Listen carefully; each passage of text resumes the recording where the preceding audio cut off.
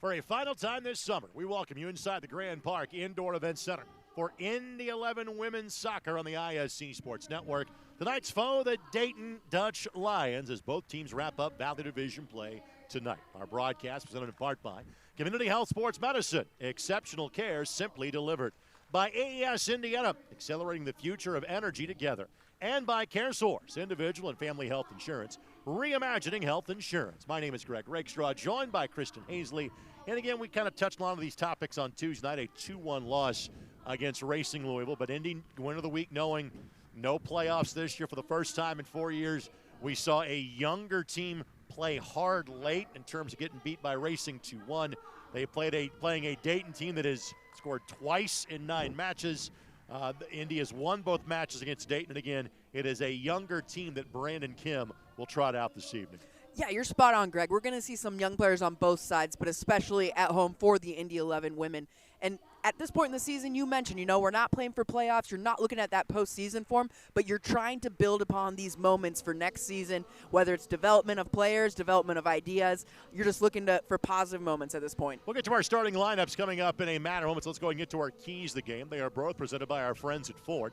Your Central Indiana Ford dealers are a proud sponsor of Indy 11 Soccer, and Cheese, the floor is yours. Thank you, Greg. Well, number one, we're going to start with dictate the style of play. This goes for both sides. We've yet to see it from the Indy 11 coming out and really dictating how they want to play. It's been a lot of reaction play for them. You'd love to see them do this in the last match at home.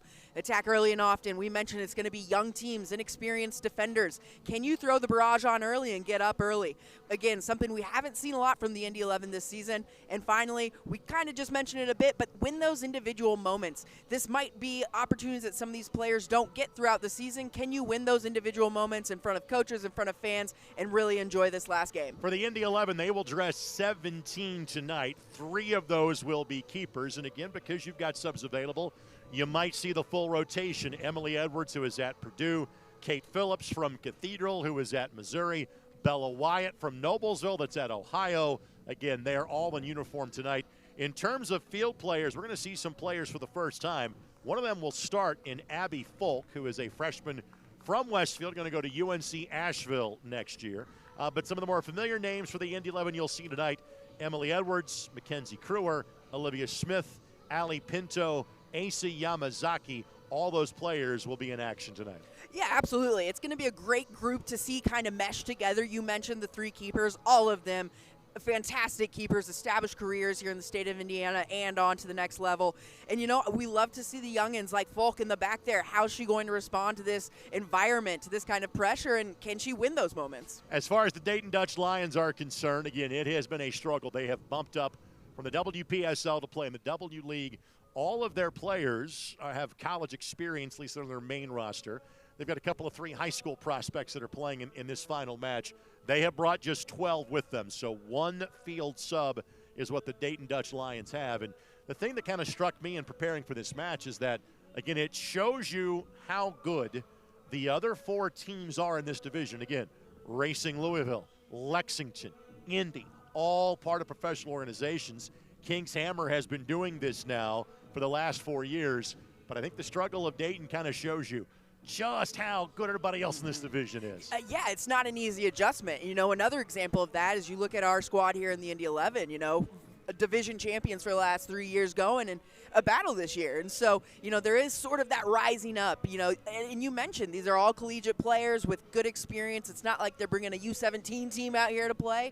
They're great players, and they still struggle to that amount. So Dayton and Indy both wrapping up their season tonight. We'll take this quick timeout. We'll come back with the starting lineups at opening kickoff in the Grand Park Indoor Event Center. For a final time in 2025, it's Indy 11 Women's Soccer, and you're watching on ISC. Imagine a health insurance company that could look beyond doctors' offices and hospitals and help its members find what they need to actually live healthier lives, like a stable job, dependable transportation, or a safe place to live. Well, that health insurance company is not only real, but making a real difference right now. At CareSource, we're removing barriers. We're improving lives. We're reimagining health insurance. It's very true that it takes a village to raise a child. And when it comes to my healthcare village at Community Health Network, it's all nestled right in my phone.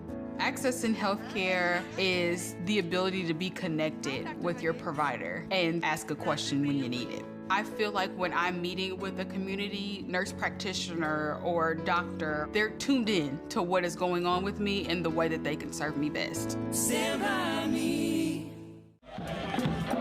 The summer of soccer is here with the Indy 11. And you've got the chance to win a getaway to Charleston, South Carolina. When you grab our Summer of Soccer ticket deal, you get 10 entries into the Summer of Soccer Getaway Sweepstakes for a chance at a trip for two with flights, hotels, and meals covered. All this while you get to have a blast with the boys in blue all summer. Get your tickets now at Indy11.com.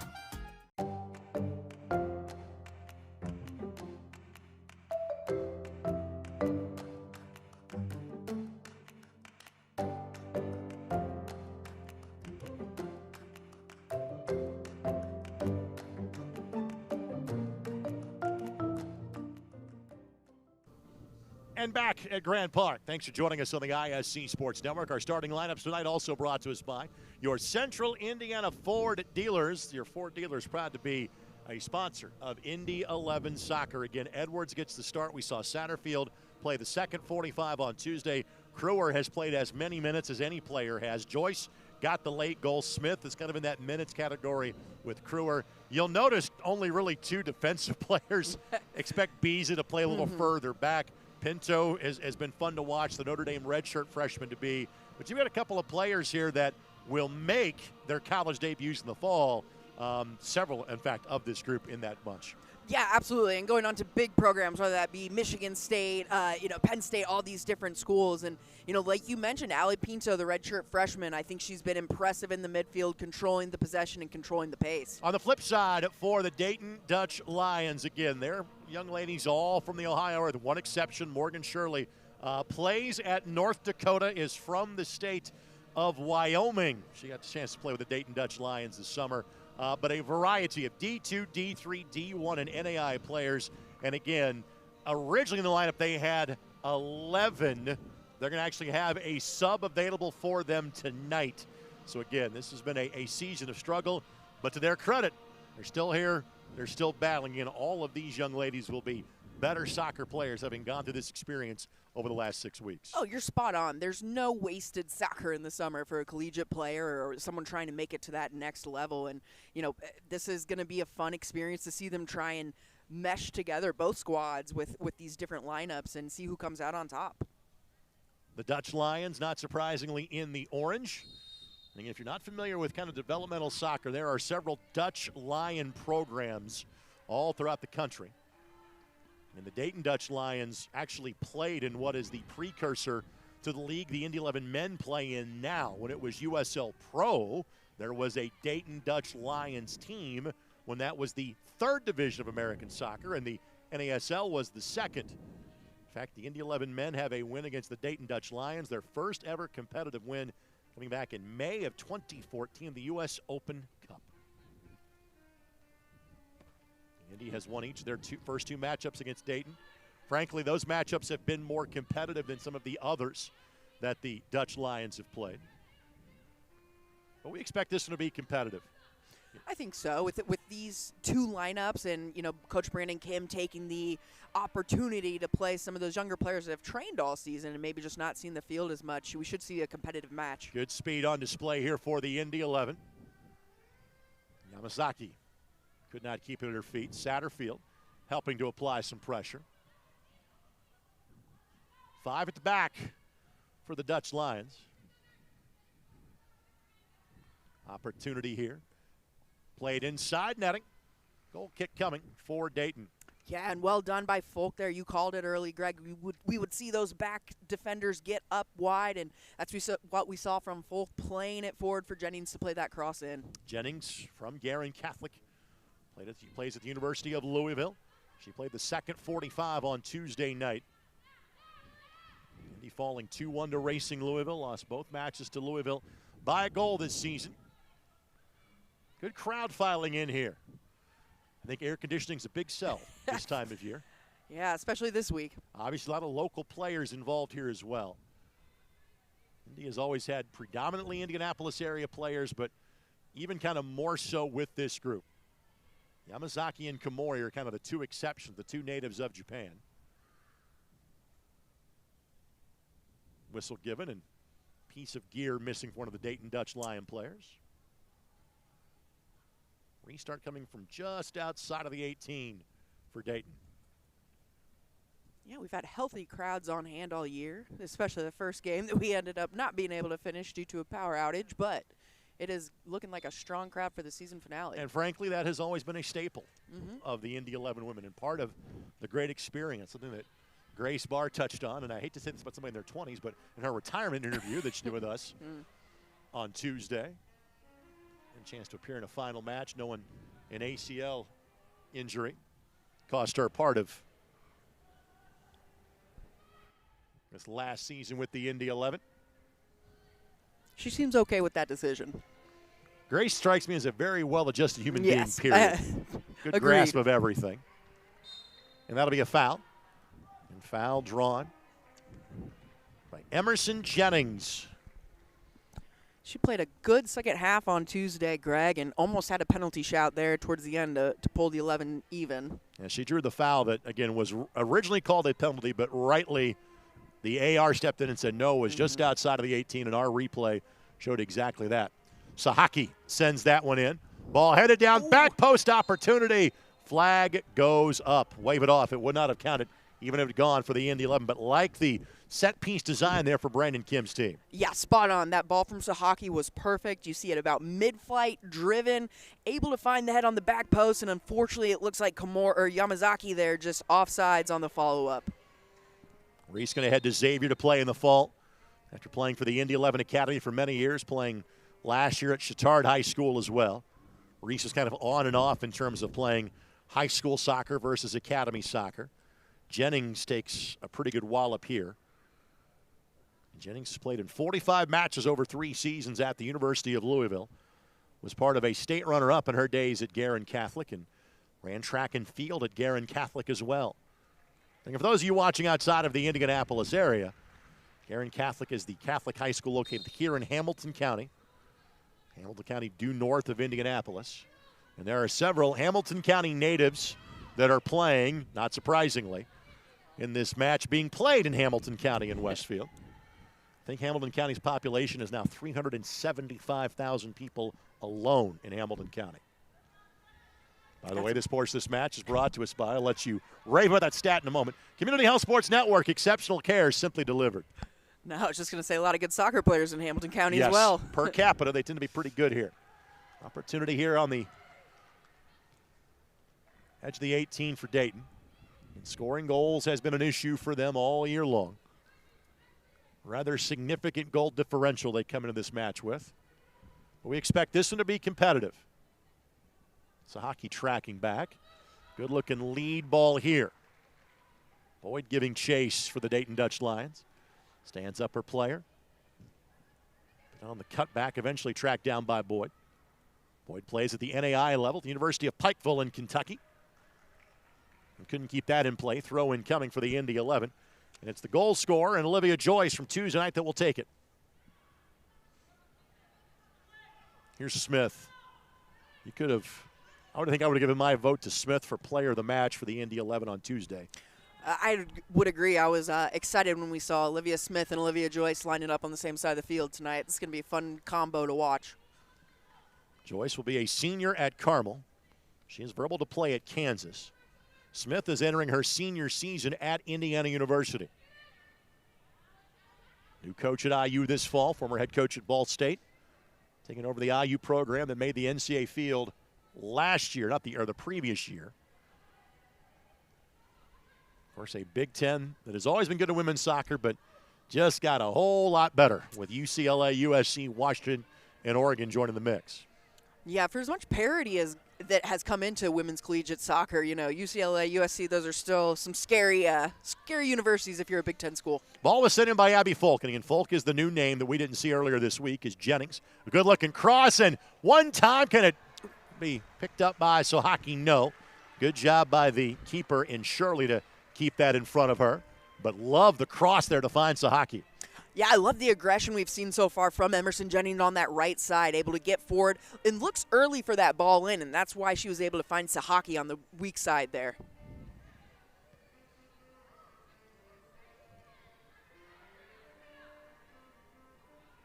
Here's Pinto.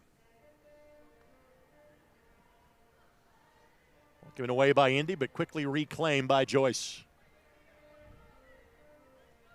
And this is an Indy 11 team that, in previous years, you'd see 3 or 4 players that, were previous pros or post-collegiate.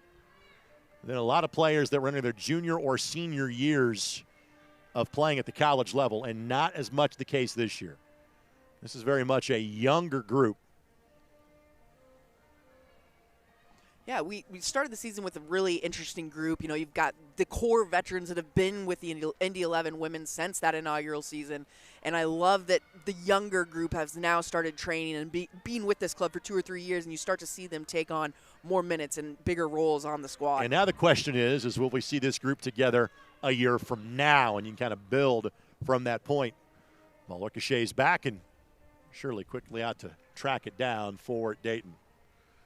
I want to thank our friends at IMCU. Show your Indy 11 pride and exclusive IMCU Indy 11 debit card at any IMCU branch or online at imcu.com today. Possession and control by the Indy 11 so far. A couple of nervous moments in goal, but nothing to show for it just yet. No, but this is an encouraging first 8 minutes. We mentioned in the keys to the game, can you dictate the style of play? Can you decide what pace the game is going to be played? And I think the 11 have done a fantastic job of that so far, which is something that you'd like to see them continue through the entire 90 minutes. Shirley has played in all 10 matches for the Dutch Lions so far this season. They have averaged, allowing a little under 7 goals a match, has Dayton. Frankly, I'm not sure if this Indy group will get to that level tonight. Indy looking to have their record at 5-5 on the season if they can get the full 3 points this evening. And Kingshammer has clinched the division. They play the final match. They play Lexington tonight as well. In fact, those two saw each other both Tuesday and Friday this week. 5 teams in this division. You played 2 teams 3 times, 2 teams twice. Like the end of the cutback by Smith, but couldn't find a teammate. Here's Folk. And Folk played at Westfield last year. Good bending ball in. Lifted away from the 6 by the Dutch Lions. And back to Kruer. Kruer heading to East Lansing in the near future. Good step up there by Emily McCoy, one of the younger players added of the 12 that we see tonight. There are 3 that are high school age players for the Dutch Lions. She is one of them.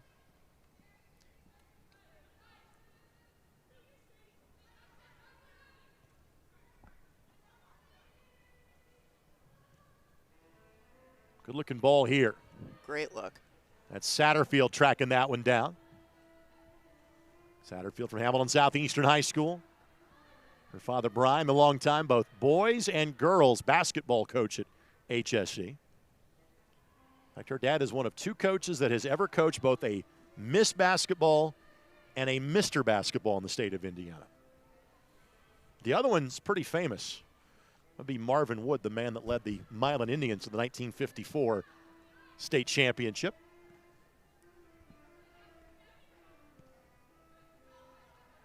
As expected, Beasley playing a little further back tonight. We saw that in the second half of the match on Tuesday.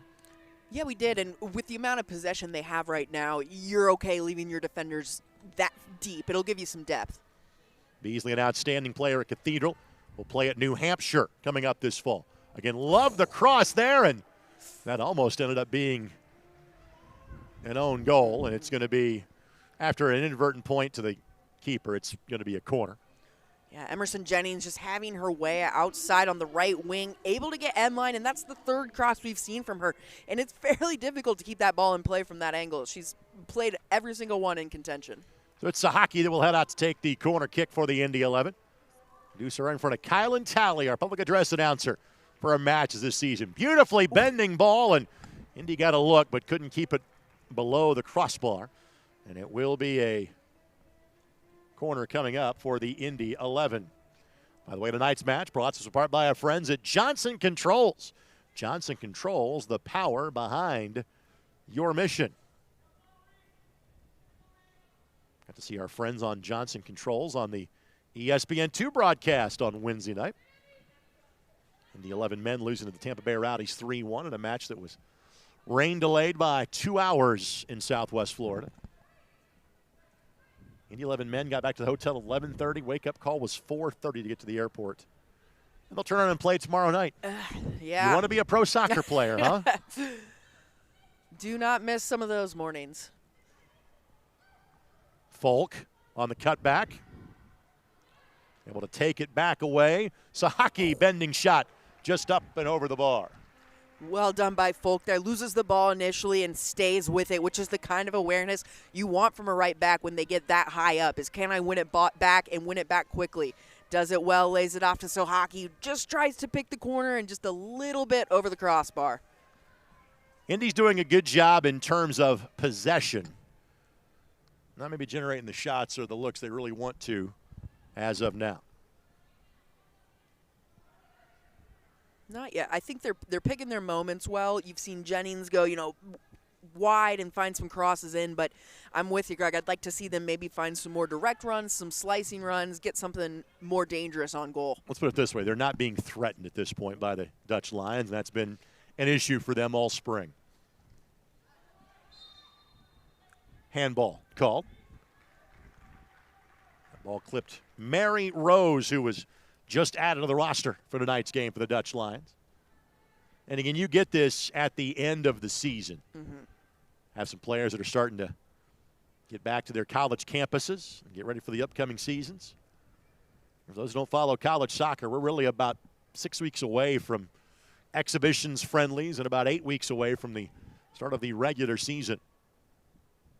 And it's Sohaki that will, I think she's going for goal on this one. As advertised. Yes. Spilled by the keeper. Rebound, scored. There you go. Indy 11 is on the board in minute number 15. The goal for the Indy 11. I believe that is Blair Satterfield that got that one. It's Allie Pinto that got it. So give Allie the goal. Second time we've called her name in a goal-scoring capacity here in a home match. And the freshman to be at Notre Dame, the redshirt freshman in South Bend, gets the rebound goal for the Indy 11. Yeah, and you called it, Greg. She goes right to frame, has to get Shirley diving to her right and unable to hold that to the ground. Shirley is Blair Satterfield getting right, or I'm sorry, Allie Pinto getting up there, taking advantage of the rebound and just burying it in the corner. Love talking to Brandon Kim about Allie a few weeks ago. And I think the kids call this like an Easter egg in movies. He said something that made me do a double take. And a person he referenced about Allie will be a guest of ours on Soccer Saturday next week. So consider that a professional radio/video tease as to next week's show. I think that's an Easter egg. Yeah. I'm responding to one you with another are one. Easter egg with an Easter egg. We're going hunting here. Taylor Swift is jealous right now. Make sure you put Greg's version on GR. that tease. Thank you. GV. GRV. I want to thank our tremendous ISC Sports Network crew. Thanks to Charlie Hammock, David Kahn, Eric Kinnett, Eldon Wheeler, and Dalton Cox, making sure our signal gets to you wherever you might be watching from on this Friday night, whether it's on the variety of ISC Sports Network outlets, if you're watching on the W League portal through Sports Engine. However you may be joining us, thanks for spending time with us all summer season long. It is a sprint. It is 6 weeks. Opportunity here. They hit from distance that was never on target. And let's be honest, we have been so ridiculously spoiled with this team. So the thought of ending a season in June and not well into July is something we're all kind of coming to grips with around this team, because we've seen them make the playoffs each of the last 3 years. Yeah, maybe a little bit less anticlimactic. Like you said, we've been spoiled with sort of dominating the Valley Division, if you will. And we mentioned it, the level of play just continues to get higher and higher each season. And it's a very competitive league, and that's what you want at this level. This portion of the match is brought to us by CareSource, individual and family health insurance, reimagining health insurance. Here's Pinto. And she is a Texas native, but goes to school at Notre Dame. Made that drive Tuesday and Friday this week. She can get to Camp's Room about a good hour and 45 minutes, no problem. Good turn inside of the box. Sahaki couldn't get to it in time. But Folk will track it down. And she's headed to play at UNC Asheville to Crewer. But again, it shows you just the talent level in this area. We talk about a lot of soon-to-be college freshmen on this team.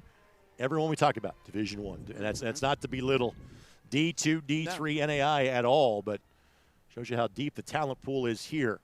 Joyce stays up, and that ends up being deflected to the keeper, but it did cross over the byline. It will be a corner, a second one for the Indy 11.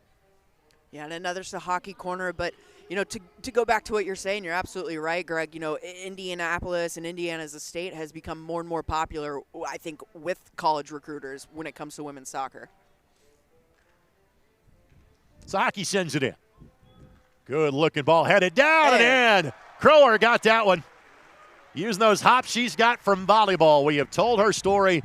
Frankly, she'd be a D1 volleyball player if she wanted to. She's going to go the soccer route and go to Michigan State. Tallest defender on the pitch nods it home. Give Reese the assist, and it's 2-0 for the Indy 11. Oh, yeah, and Sahaki with the cross there smartly picks Crewer out, and, you know, no one even on her, maybe an arm's length or two. That's right within her wheelhouse, and, you know, does well to keep her composure and finish it down low. That combination, a victory for the Archdiocese of Indianapolis. The Chittard kid serving the Roncalli kid. Again, for those of you from outside of the area, that's the Northside Catholic High School finding the kid from the Southside Catholic High School to knock that one home. One of the 6 in Marion County. And if you include where Jennings went, Garin Catholic, that would be 7 in the metro area. So far, so good for the Indy 11. And again, both teams, when you know that the playoffs aren't going to happen, you're getting a little bit deeper into your roster in tonight's game. Well, yeah, absolutely. And we mentioned it pre-show. You know, you still want to win those moments, even if it's, you know, someone like Asa Yamazaki that's played, you know, a majority of the minutes. She's still looking for something positive to take back to the collegiate season, whether that's a new formation, whether that's something, you know, she learned technically. It's just the experience she's looking for. And again, Yamazaki plays at Arizona Western Junior College. You don't have maybe the variety of recruits brought in you had under Paul Dolinsky's watch as the head coach of this program. First time they'd ever had to play a ball in the first 20 minutes. Yeah, you just saw it. And that's the former goalkeeper in Kristen coming out with that reaction. Yeah, oh gosh, Well, that's not my first touch. That's my first touch of the match? Whew, gives me a heart attack from up here. But no harm done to the Indy 11. We'll just say thank goodness she has better technical foot skills than I did. We would have been in trouble. Folk trying to slide that one through. Couldn't get it past the player for the Dayton Dutch Lions, and Alex Grant played at a really good Division II program at Ashland University a season ago. Throw-in coming here for the Indy 11. And be sure to join us tomorrow night, the Indy 11 men playing Birmingham Legion in Jägermeister Cup action. Catch the match on ESPN+, but it's the first of 6 this summer on WRTV6. Brad Ring joins me for that one. Again, coverage begins at 7 o'clock. Let's thank our friends at AES Indiana. AES Indiana, accelerating the future of energy together. Speaking of acceleration, look at Jennings go. Wins the foot race rounds. The keeper can step it home. Yes. Did the flag stay down? Yes. Goal for the Indy 11. Number 3 makes it 3. 3-0 Indy in 22 minutes. Yeah, and well-deserved by Emerson Jennings. You know, I've said her name about 5 times this half, and it's been all for crosses from across out wide. Good for her getting on, and like you mentioned, this shows the speed with the acceleration, able to touch it, pass Shirley there, and great composure to just finish this bouncing ball and not miss the net. Well, Jennings, again, has played a lot at U of L, has not had a chance to score a great deal at the University of Louisville. Well, it's always been a U of L program that has recruited heavily from this area. And a very good program at that, one that anyone in central Indianapolis would be happy to go to. And Carson Cherry, of course, from Central Catholic. Talked about her on Tuesday night, playing for Rays. Addie Chester was at U of L for a couple of years before she had to come home to go to Ball State. Throw-in coming here for the Indy 11. But Indy having their way with Dayton is, again, it has been a rough indoctrination for the Dutch Lions. And again, we have a chance to see the occasional team from outside of this group from a playoff perspective. But I have a hard time thinking there are many, if any, divisions that have 4 organizations as good at the top of their division as the Valley does. Again, between Indy, Racing, and Lexington, who all have championship teams, and obviously in Louisville's case, an NWSL team to base their operation around. And to me, again, it also screams how good King's Hammer has become. That they, much like the Dutch Lions, have a League Two team as well as a women's team, but that they're able to kind of hang with those professional-based organizations. You're spot on. It's incredibly impressive, especially with the professional organizations. You see Emerson get the cross off there, but with professional organizations that have that structure. And that's what Indy 11 is trying to build here, albeit without a championship league team at this point. But with the youth academy and the growth, you hear the term grassroots players, but that's truly what it is. And you're creating depth for larger, better teams. Here's an opportunity for Dayton. Can a shot be gotten away? It was blocked. Didn't ever get inside of the 18. Shot was taken by Brooklyn McComas, who was wearing the captain's armband. And from a kind of Division I standpoint, she's one of the handful that does play at the D1 level in this group. She had 2 goals in 16 matches at Marshall this past season. And, of course, Marshall, one of the rare programs in terms of men's programs in the area that plays a high level of college football, but also plays college soccer at a ridiculously high level, as evidenced by their national championship 4 years ago. And, frankly, the number of alums that I see from that program on a regular basis that play on the men's side in the USL Championship. Chris Grassley has done a magnificent job at Huntington. Ball off the feet of Folk. Goal kick coming here.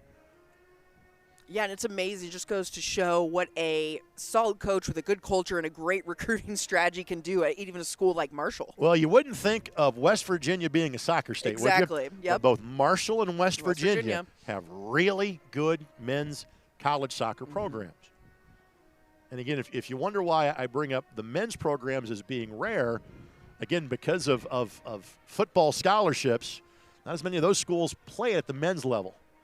It is almost rare that a school doesn't have a women's soccer team.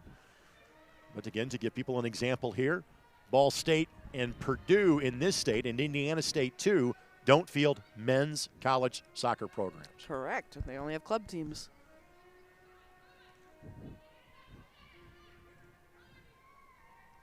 Here's Beasley. Now finds Kruer. We have the all-Catholic high school center backs tonight. Cathedral and Roncalli. Here's Smith. So again, let's see. Hamilton Southeastern, Westfield, Garin Catholic, Chittard, Roncalli, Cathedral. There's a Fishers player off the bench in tonight's game for the Indy 11.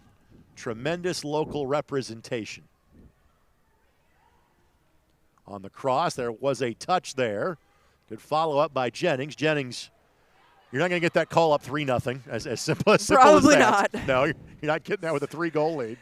Some contact there, yeah, a little bit, but you're not getting that whistle. You're getting the get up from the ref. Yeah. It's got to be rather significant for you to get that whistle at this juncture of the match. Beasley able to do just enough to keep that away from the oncoming Dayton Dutch Lions player. Yeah, great awareness by Beasley. Those 50-50 balls right there can be dangerous sometimes, and she goes in with confidence and able to just win it, poke it out wide. Look from our pitch side camera, Dalton Cox manning that one. And the final women's match of the season, final women's match here. This field pretty soon will be turned over to the Indianapolis Colts. This will be their main field when they have to practice indoors during training camp. Those dates and practices announced yesterday. The team will be here from July 23rd. Now, you're going to get that whistle, no problem. That's a foul outside of the 18. Finish the thought. The Colts will practice here in Westfield from July 23rd through August the 14th. And frankly, as a Colts fan, you can often watch the Indy 11 men practice right next to the Indianapolis Colts when you come to Westfield. 2 for 1. Take a look at the foul here. And no doubt about that. Yeah. Foul goes against one of the forwards checking back defensively. Jaden Kramer commits the foul for the Dutch Lions.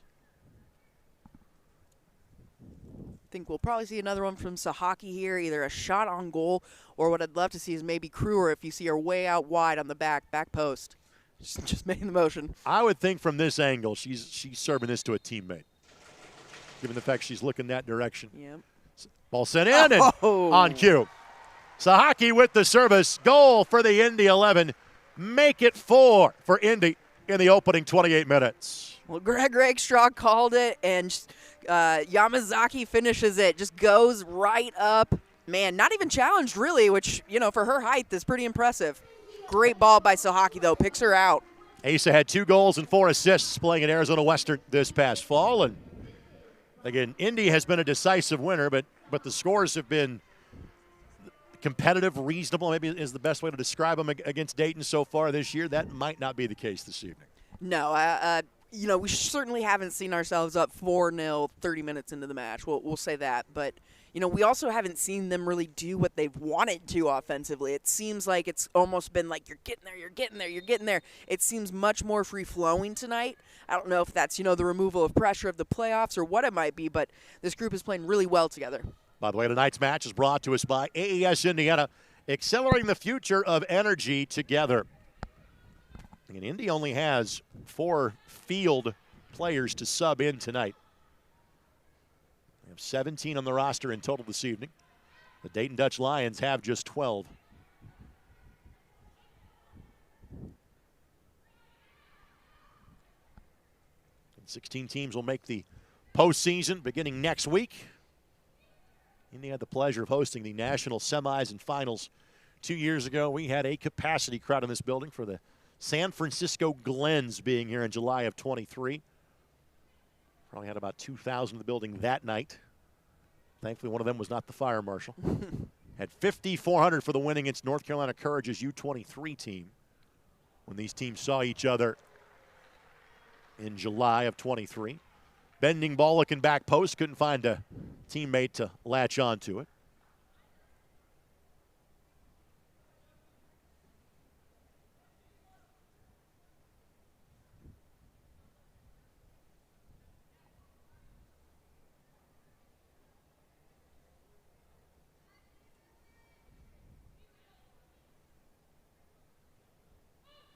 Dayton going to try to build from the back. And to some degree, you can kind of work on some technical things and throw the rest out the window given kind of time and score and what the season has been like. You've been in teaching mode, not exactly results mode. That's a great way to put it. You're looking to win those individual moments, win those individual battles. Like you said, maybe try something new. Yamazaki looks for a teammate. And this is an Indy group that hasn't spent much time playing together. The 11 you see on the park.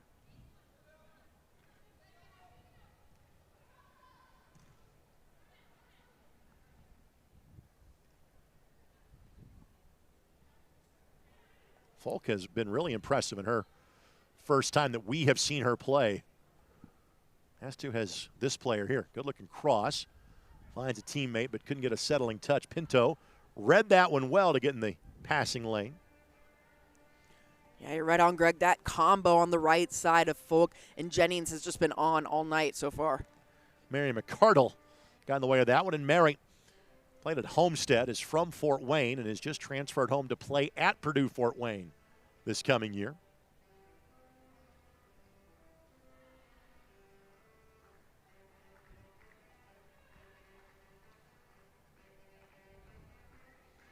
And Beasley has had acres of space when she has had the ball at her feet. Yeah, Dayton Dutch Lions playing that low pressure with their top 3, and it could be a factor of just the amount of subs you have. You don't want to waste energy chasing the back line, but it's really advantaged the 11 as they've been able to build and really format what they want to do going forward. Good vision by Smith because of the room she had. She could see the run being made by Satterfield and dropped an absolute dime to her. Right, and you mentioned Satterfield. As we've mentioned, Folk, our backs are getting up. Those are our right and left backs that are getting all the way up into the attack. Folk, right ball, looking to make the turn. Sahaki went right at the keeper, maybe tried to chip her, frankly. She had windows on both sides. Anywhere but right at her, pretty much. But that's a great ball in by Folk. I love the overlap here. You just see the cross. Folk with just a tiny little touch. And this is a brilliant turn by Sahaki just to touch it with the inside of her right. Well done. It's a very efficient turn in front of goal.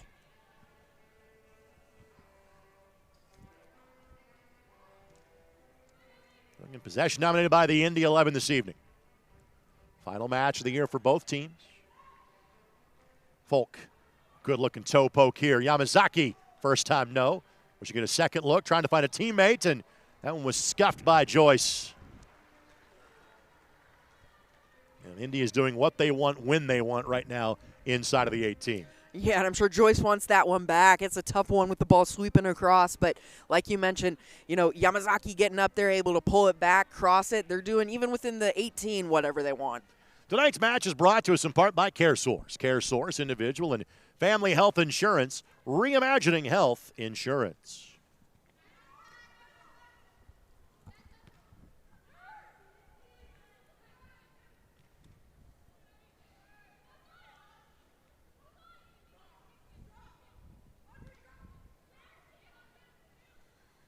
Yamazaki.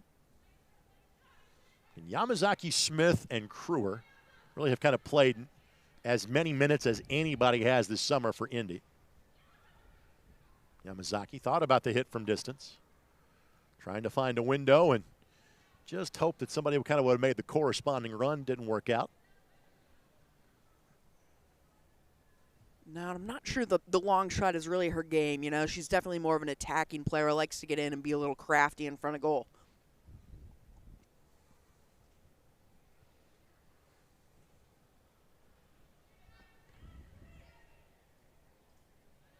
We saw Indy get 5 here against Lexington 3 weeks ago. It's been an Indy team that only had scored 16 times all season until tonight. Which, again, has not been the MO of this group over the years. Shows you how high the bar has been set in the previous 3 seasons.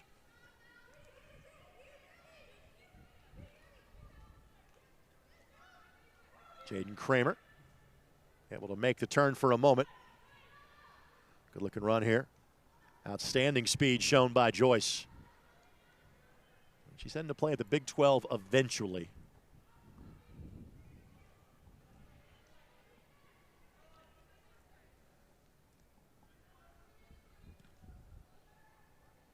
Ball in here, and again, right play by Yamazaki just to head it on frame and see what might happen. Yeah, not too much else she could do there. It's a little direct and not a ton of space for her to do anything else. But you love the awareness. She knows where she's at, and she knows a simple flick over the top will be on frame. Well, if you're Brandon Kim, I think you're going to be very happy what you're seeing in your final performance of the year. Win in the midfield by Dayton. Trying to get something going. Slides it past a defender. And have a hit from distance. And when you haven't tested the keeper, go ahead and take it. Absolutely. Emily Edwards, though, up to the task there. Very comfortable, just down to her left. And Emily missed the match last Friday. Part of a national kind of level ID camp. Flag stays down here. And gets to the byline, plays it across, and one touch. Just slides it wide, does Sahaki. And Jennings again with the outside on the right, able to cut it back here, gets a right-footed cross, and Sahaki is wide open, has time to bring it down, and does so beautifully, just unable to get a full power and find the corner there. So Ian Gilmore, the director of all things video content for the Indy 11, right behind that restart. Pinto will head this back all the way to Edwards. Edwards had 6 clean sheets in 15 matches for Purdue. Had a chance to be up in West Lafayette a couple of weekends ago. Their facility is tremendous. They built soccer, softball, and baseball all simultaneously about 13 years ago. They've got a really amazing program to go along with it. At least on the women's soccer edge. I'm not as informed on the softball side of things, though. Host of the Big Ten tournament this past year did Purdue. There you go. And the host of the IHSA softball state finals every year. Pinto, good ball. Lefty ball played in.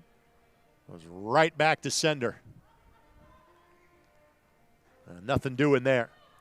Maybe a chance for a counter here, but ball is probably better served playing a little bit more outside than right down the middle. Yeah, and you can see how high Emily Edwards is playing, and that's a symptom of what we said earlier with the Dayton Dutch Lions not playing, honestly, almost any pressure all in the back line, which allows Edwards to be this high up. And, you know, I'm okay with that. She's just got to be a little careful on the counters, but we haven't seen much too threatening from the Dayton Dutch Lions in that department. And with a 4-goal lead, you can be a little more aggressive. Yeah, You're the Indy 11. Yep. Joyce. Again sends it in. Quickly met by a Dayton Dutch Lion player, and possession short-lived. Yamazaki left foot. It steers wide. Let's thank our friends at Community Health Network. Community Health Network, exceptional care simply delivered.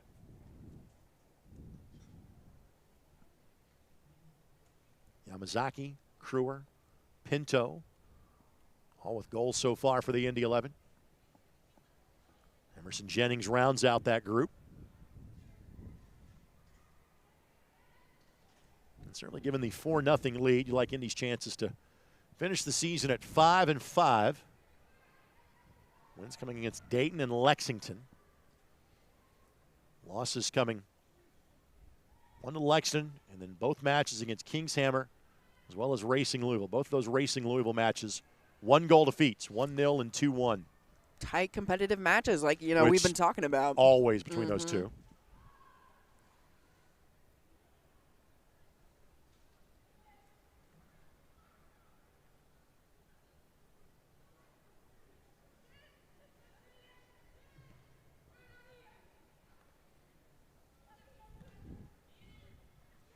And Jennings, it's been the best play for Indy so far, is just to let her use her speed down the right side. Right idea. Have a hit from distance, but when I mentioned Ian Gilmore, that was not in the direct, hey, that's where the shot needed to go. Yeah, well, I mean, you mentioned Jennings, and we've seen it from Smith and Joyce over on the left side as well. Just being able to drive end line and both sides cutting back. They've just been able to beat the defenders back and have a free look at a cross. And if you're watching from the Dayton or otherwise perspective, again, we are playing indoors here at Grand Park. That has been the norm for the Indy 11 women over the years. One of 3 regulation fields that we have inside this great facility. On a week where temperatures have been in the 90s. Nice that we're in the low 70s in here tonight. Just slightly cooler than it was here on Tuesday. So much so that Christian's gone with a jacket for the first half.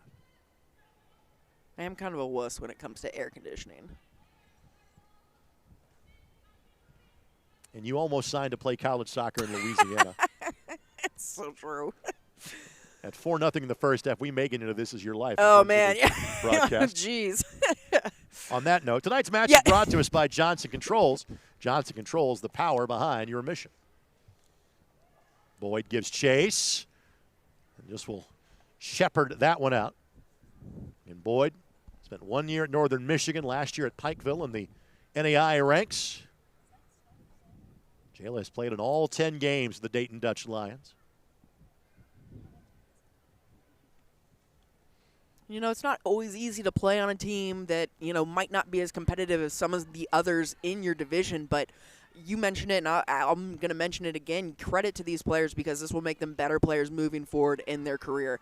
You know, every little bit you can play, especially against teams that are better than you, you learn, you grow. It's a good experience. We mentioned the different players' backgrounds tonight, but if you look up and down their roster, handful of D1 kids, not a lot. And when you go back to play and you and I are fortunate. We see NAI soccer on a regular basis. Good NAI, You played at the mid-major D1 level. I got a chance to call a good number of those matches during the course of the season. And you're not going to see this level of competition when you go back to your respective league. It will make you better. Mm-hmm. And there's a market difference. We talked last broadcast how quick the women's college soccer season comes upon us in the summer, and there is a very clear difference to a lot of coaches, who played over the summer, who didn't play over the summer, who trained, who didn't train. It all comes down to that in the fall.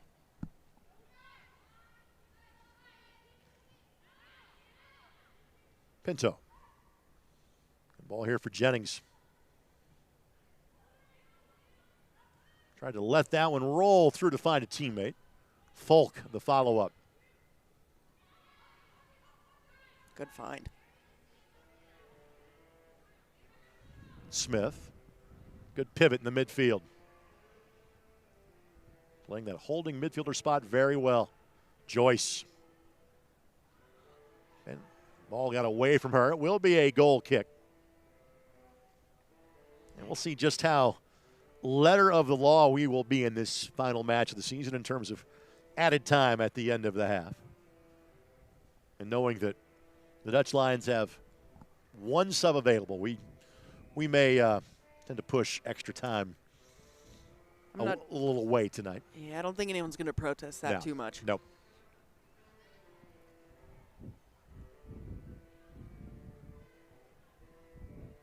I mean, it has been an incredibly entertaining half to watch from the Indy 11 perspective, as far as you haven't seen too much offensive firepower that we're used to on a typical season from this team. So seeing it tonight and seeing some of the beautiful combinations and crosses, it's a good season-ending view for an 11 fan. And again, this is a group that, not exclusively, but a lot of these ladies would be kind of reserves of this group. Smith. Trying to pick out Yamazaki, and Yamazaki may have just nudged the defender just a little bit out of the way that time. They're going to play possession, I think, on that and give it to the keeper. But you're right. A lot of these, players coming off the bench, and it's not to knock the starters. It's, I think, part and parcel the time of the season, right? End of the season, you're not playing as high level of competition, so you do have a little bit of a better opportunity to get some things gelling in these matches. Folk draws two defenders. Couldn't get the cross away, and good hustle to ensure that was not going to be a corner. And the ball pinballs and ricochets its way to Morgan Shirley. It's the most impressive directed ricochet I've ever seen. Somehow got on frame. 1 minute. One additional minute is what we'll have here. It's been a largely whistle-free match just because it has been so one-sided in terms of possession. Boyd will give chase. So Hockey playing this out to the final whistle. Can you tell she's a coach's kid? What gives it away? Everybody knows her dad, Joe. Everybody. I'm sure I will see him in his de facto office at some point in time soon, and that is the Starbucks at 56th and Illinois. Pretty much has a booth dedicated. The Joe Sahaki booth. Absolutely. You want to find Joe, that's the place to go.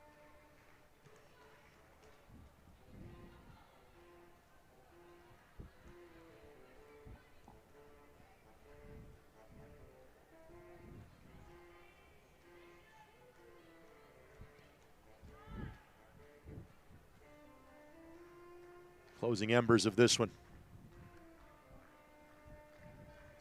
Pinto. Sahaki. Glance at the wristwatch. Needs to be forward, or it's going to be whistled dead. Indy being given the benefit of the doubt here. And that's probably going to be it. Yep. There you go. That neutral ball signaled the end of the half. Well, a splendid one in this season finale for the Indy 11. They lead the Dayton Dutch Lions 4-0. We'll come back. We'll talk about half number one this season as a whole and get you ready for tomorrow night's Jaeger Cup match for the Indy 11 men against the Birmingham Legion. All that and more come your way next as you're watching USLW League Soccer on the ISC Sports Network. This is Molly. She loves road trips, hikes, her dog Max, and cars that fit her lifestyle, like this cool new ride that she got with help from Indiana Members Credit Union at a great low rate. And for when she's on the go, IMCU makes it easy for her to pay from anywhere thanks to their digital banking. Looks like Molly is really getting the max from her credit union. Imagine a health insurance company that could look beyond doctors' offices and hospitals and help its members find what they need to actually live healthier lives, like a stable job, dependable transportation, or a safe place to live. Well, that health insurance company is not only real, but making a real difference right now. At CareSource, we're removing barriers. We're improving lives. We're reimagining health insurance. I'm a happy-go-lucky guy, but sometimes I get a little stressed because I'm not for sure what's going to happen down the road. I was at the cancer unit, and when I come out from seeing the doctor, I said something about needing some help with all the paperwork. They gave me a name and a phone number. Her name is Molly. She works over at Community. She tells me, stop worrying, let me take care of it. She is my angel. Stand by me.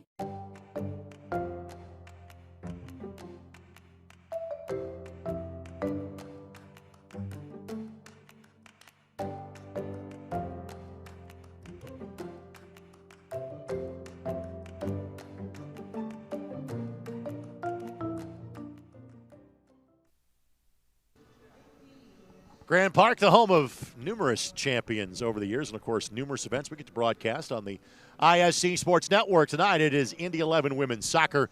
Indy leading Dayton Dutch Lions 4-0 in the season finale for both teams. A reminder tomorrow morning at 9 a.m. on 93.5 and 107.5 The Fan. It is Soccer Saturday. You'll hear from head coach Sean McCauley. It was, well, an interesting night to say the least on Wednesday for the Indy 11. Men lost at the Rowdies of Tampa Bay 3-1. A, the match was on national TV. B, it was delayed by 2 hours because of rain. C, Malik Foster had the number 4 play on SportsCenter's top 10, but Indy lost 2 players in the first half due to injury. So how do they regain form and try to clinch a Jägermeister Cup quarterfinal spot against Birmingham tomorrow night? Find out when Sean joins. We'll hear from Sean Benefemu, Finn McRobin, Grace Barr from our conversation with us on Tuesday night, all tomorrow at 9 a.m. on 93.5 and 107.5 The Fan. Back to the business at hand. Indy 11-4, Dayton Dutch Lions 0. This one maybe even a little more lopsided than we expected it to be. We thought the Indy 11 would win. Again, Dayton has really struggled in their first year in the W League. But even with a much younger squad, it has been a dominating effort for Brandon Kim's team.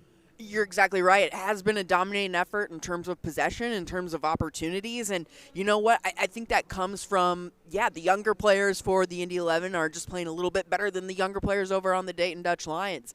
And part of that is because they've come up in this Indy 11 Academy system and they know what's expected of them when they step on the pitch. Again, goal scorers today, Ali Pinto, Asa Yamazaki. Again, give a goal to Mackenzie Crewer as well. And give a goal to Emerson Jennings. Players like Pinto, Yamazaki, Crewer, we've seen those players throughout the course of the season. Jennings has really been the kind of the last couple of matches. Very impressed by her. Really, really impressed. I mean, the awareness that she has, not only on the outside, we've seen her getting up and combining on that right side with folk from the back. Another player I've been impressed with this game so far, and honestly, she's been having her way with the Dayton Dutch Lions back line and has cut a couple brilliant crosses in front of the goal, and just no one able to get onto the end of them quite yet. In terms of players available off the bench for Coach Kim, Amy Kamori, who we saw play a good amount on Tuesday night. She played the opening 45 minutes of that match. Players we haven't seen as much of this year, and Lily Tui, who plays at Akron. Atlee Pittman from last year's Noblesville State champs, going to play at Toledo. She's available off the bench. And backup goalkeepers Kate Phillips. And again, to give you an idea, how good is this Indy 11 program? The backup goalkeeper is the starter at Missouri in the SEC. Kind of gives you an idea. And again, Bella Wyatt, outstanding player from Noblesville, also available off the bench for the 11 women as well. We'll take this quick timeout. We'll come back with first half highlights. Get our look at the Jägermeister Cup match for the Indy 11 men tomorrow and kind of recapping this summer for the girls in blue. It ends tonight.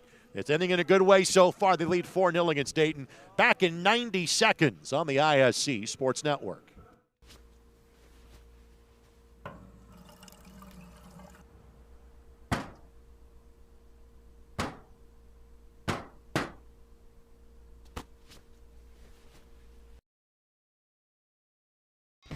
Forget all those DIY schemes to try to keep your family cool.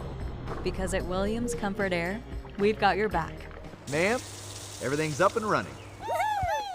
We look forward to keeping your home comfortable for life.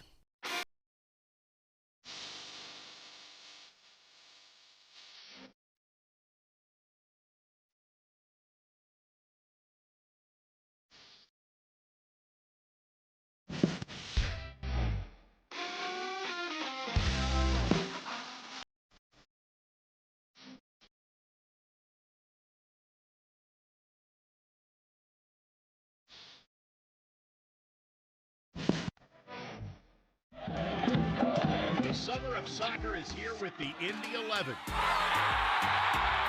And you've got the chance to win a getaway to Charleston, South Carolina. When you grab our Summer of Soccer ticket deal, you get 10 entries into the Summer of Soccer Getaway Sweepstakes for a chance at a trip for two with flights, hotels, and meals covered. All this while you get to have a blast with the boys in blue all summer. Get your tickets now at Indy11.com.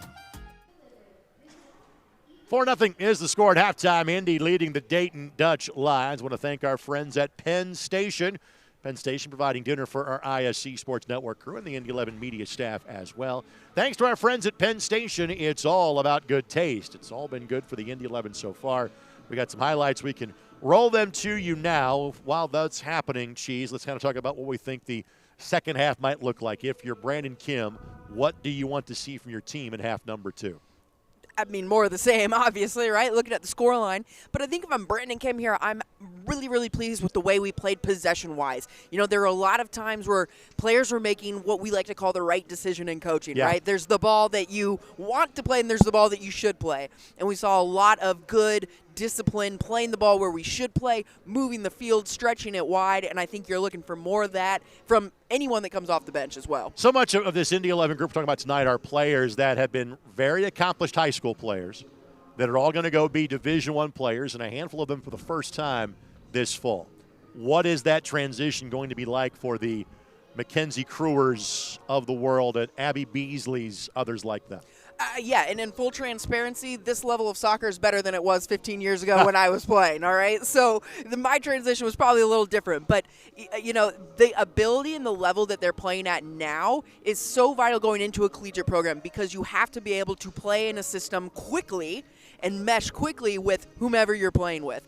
And so I think that the ability to play at such a, you know, we'll call it pre-professional level here, you're getting that experience of what's a game day, what's expected of me, how do I take care of my body, how do I mesh well with, you know, whether I'm used to playing a center mid and now I'm up top, how do I adjust? And those are all skills that you either learn now or you learn, you know, collegiately. And I think your answer to this question, you just gave it in part a few seconds ago, but I know I've asked you a variation of this, like the 3 matches we have done together. Again, you played Division I soccer, and as much as you try to poo-poo it, wasn't all that long ago that you played at that level. What has impressed you about being involved with this Indy 11 program this last month or so? You're kind of right. I did answer it a bit in part. I've been impressed with, you know, not only the organization as a whole, but when you look at Coach Brandon Kim and some of his assistants and the system that they play, we've seen 3 or 4 different formations, even, you know, shifting middle of games where these players have done it seamlessly. They know the roles. They know where they're expected to be. They know how the offense works, and it's been really rewarding to see it all come together tonight in a 4-goal lead so far. Again, tomorrow night, make sure you join us, if not in person at the mic, then on ESPN Plus and or WRTV Channel 6, our first of 6 matches this summer on the ABC affiliate in Indianapolis. Brad Ring joins me on the call. Again, Indy and Birmingham, 2 longtime rivals and 2 teams that played all of 23 days ago. They play tomorrow night in what is called the Jägermeister Cup. For those that don't know what that is the new competition between teams in League One and the championship. Indy or Birmingham, whichever team, if there's a regulation winner tomorrow night, that team wins their group and would move on to the quarterfinals, which would be in the month of August. So special match tomorrow night. Be sure to join us at 7 o'clock. We have mentioned Blair Satterfield's dad, Brian. That is Brian wearing the black T-shirt on your screen as we speak. Hello, Coach. We'll take this quick timeout. We'll come back. Second half action comes your way in a matter of moments. Our score, Indy 11-4, Dayton Dutch Lions 0. Back for the final 45 minutes of this season on ISC. Imagine a health insurance company that could look beyond doctors' offices and hospitals and help its members find what they need to actually live healthier lives, like a stable job, dependable transportation, or a safe place to live. Well, that health insurance company is not only real, but making a real difference right now. At CareSource, we're removing barriers. We're improving lives. We're reimagining health insurance.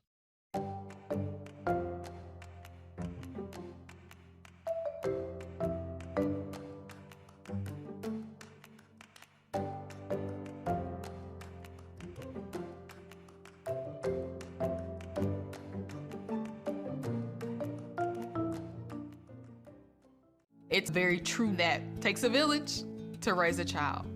And when it comes to my healthcare village at Community Health Network, it's all nestled right in my phone. Accessing healthcare is the ability to be connected with your provider and ask a question when you need it. I feel like when I'm meeting with a community nurse practitioner or doctor, they're tuned in to what is going on with me and the way that they can serve me best. This is Molly. She loves road trips, hikes, her dog Max, and cars that fit her lifestyle, like this cool new ride that she got with help from Indiana Members Credit Union at a great low rate. And for when she's on the go, IMCU makes it easy for her to pay from anywhere thanks to their digital banking. Looks like Molly is really getting the max from her credit union.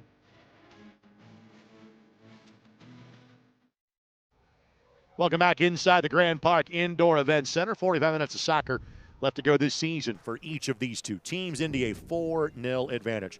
Let's thank our friends at the Renaissance Indianapolis North Hotel. Treat yourself to an elegant stay at the Renaissance, just minutes away from both Grand Park and downtown Carmel. While the Indy 11 women's soccer ends on ISC for the year, soccer never really goes away on the ISC Sports Network. For our friends of Southern Indiana FC in the UPSL.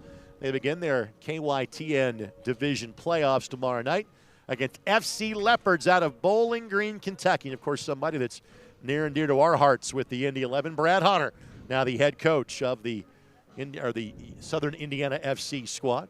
Kristen is lined up for a playoff match in a couple of weeks, assuming they keep winning. Tomorrow night, 7 o'clock from New Albany. Be sure to join. Rick Johnson in for Kurt Darling and Brant McCoskey on the call right here on the ISC Sports Network.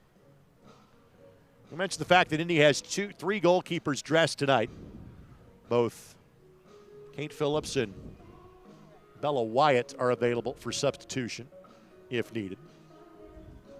Don't see any field players that are subbing in just yet for Indy.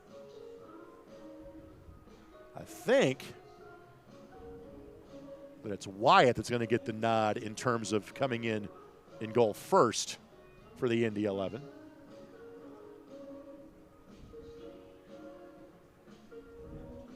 We get a look at the sports bar to the southern end of this facility.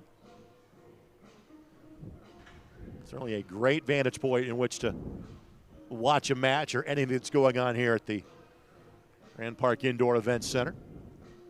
I want to thank our tremendous ISC Sports Network crew, David Kahn, Charlie Hammock, Eric Annette, Eldon Wheeler, and Dalton Cox on this Friday night.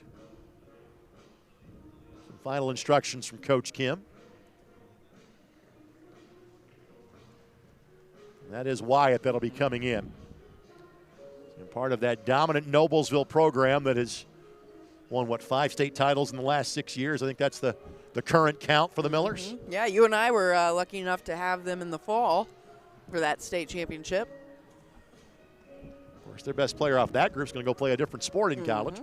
And Meredith Tipner, who we were scheduled to see earlier this month playing for the Indiana All-Stars in basketball, unfortunately All of that wear and tear from playing two sports finally caught up with Meredith. A shoulder injury cost her her All-Star season.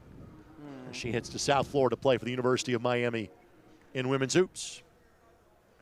Teams will exchange ends of the park. Of course, Dayton in the traditional Dutch orange.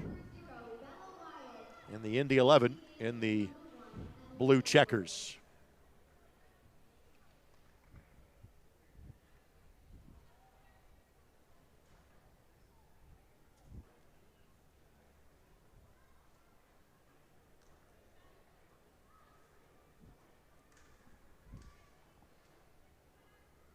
Both teams are ready to go. The official sub has been made. And the finale of the season has reached its second half. I love it already. Brooke Satterfield up past halfway on that left side, already putting pressure and winning the ball back for the 11. Again, just one field sub available for the Dayton Dutch Lions, so they will use their substitution window cautiously. That player, by the way, is Emma Landolfo, that is available for selection off the bench for the Dutch Lions tonight.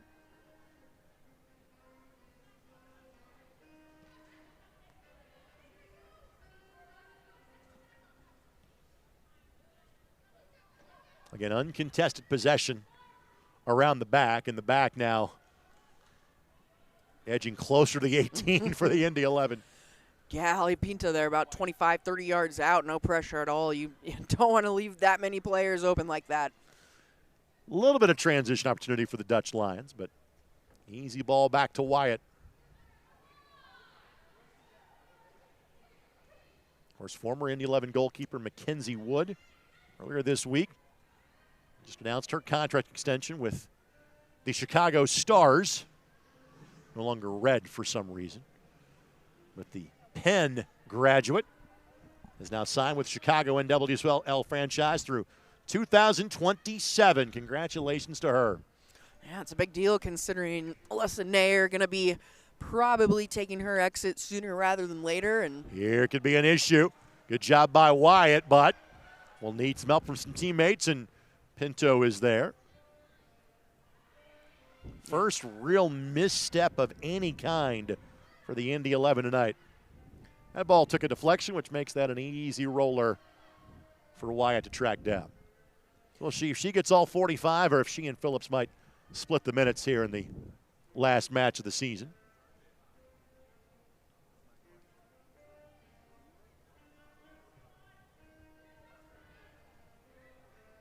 yeah, she probably saw more action in that first play than than Emily Edwards did the entire first half. Edwards, I think, officially got one save and had to play the ball with her feet one time. There you go. Here's Jennings. Jennings rounding into form, makes the turn, plays it across the back post, just couldn't find a teammate. Another brilliant run down that right side by Jennings, and I just cannot overstate how difficult it is to whip that ball across. Find that back post just a little bit over Sahaki. Crewer could not track that down. That was McComas, the player that was hovering around that ball. And she plays it Marshall. Ball finds Satterfield. Satterfield maybe had a window to shoot, turned it down. Indy can be selective. Smith has a hit, but didn't get inside the 18. Good defensive stand by the Dayton Dutch Lions midfield there, but I don't have any problem with that shot. Kramer had it on her feet for a while. But a throw-in coming here for the Indy 11.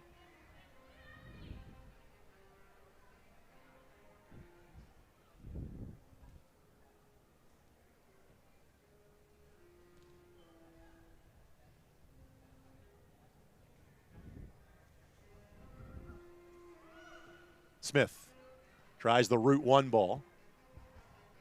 Eventually Sahaki will get a touch. Joyce gives it right back to Reese. That'll play it out wide. Here's Satterfield on the cutback. Boyd, he got a touch for Dayton. And the ball cleared away by the Dutch Lions.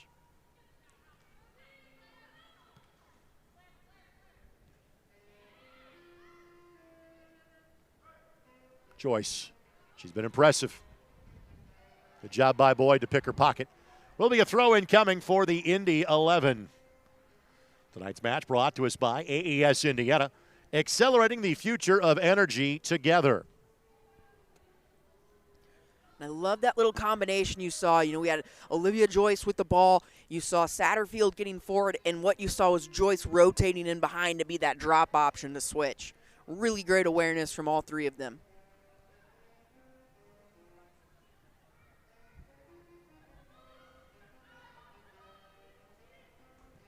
Smith finds the right ball to Satterfield. Satterfield couldn't work her way through traffic.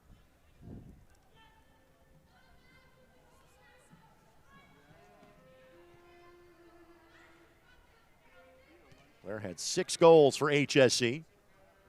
Still has a year of high school soccer left to play. And HSE and Noblesville, 2 of the best high school soccer teams in the nation last year. Just happened to be in the same sectional. And for those of you watching from Ohio, that's the opening round of the high school tournament here. Cut back by Sahaki. Beats one defender. Couldn't get it past Boyd, and Boyd will settle for the corner, which again Sahaki will take. Third time we have said that for Indy tonight. Yeah, and Sahaki has had some great services in. Boyd there just standing tall, not going for the body movement. Well done by her, able to poke it out. Gives Indy 11 the corner. Sahaki with the bending ball in. Headed down, but directly at the keeper. Picks out Pinto that time, and again, another great service from Sahaki on the corner. Too many times we see people take corner kicks and the ball is not playable. Every ball that Sahaki has played in from the corner so far has either been inside the 6 or had a shot attempted off of it. Does have 1 assist already. Actually, in fact, has 2 assists at this point. 1 from the corner and 1 from the set piece at the edge of the 18.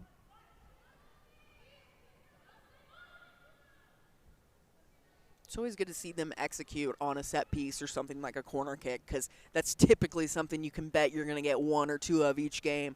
So to be able to have your plans down, have your plays down, and be able to execute them is vital. And I would think at the women's college level is getting this way as well. But you hear about this at the men's college level, and especially at the USL Championship, where basically, you know, the run of play is largely level.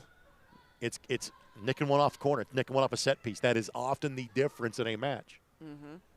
Especially a game like this. I mean, if you're the Dayton Dutch Lions, you don't know how many opportunities you're going to have in front of goal. And so if you do get that corner, you do get that set piece, even if the 11 have had 95% of the possession, you still have to be able to utilize that opportunity. Jennings, and her speed has been unmatched tonight for Indy. Good distribution here. Ball finds its way to Emily McCoy, again, one of the younger players playing tonight. Kind of 2 or 3 players up from the high school ranks playing for the Dutch Lions.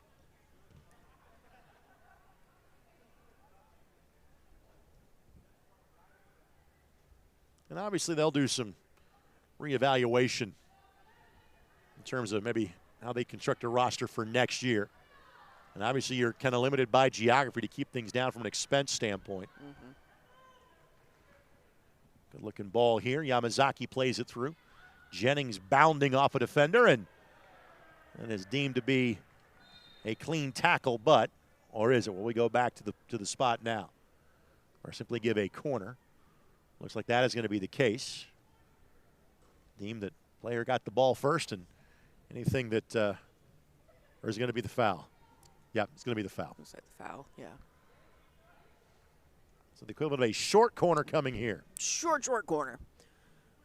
The difficult part of this ball here is if you do play it into the 6 as a cross, you don't want to loft it too much because then it's hard to get power on a redirected corner.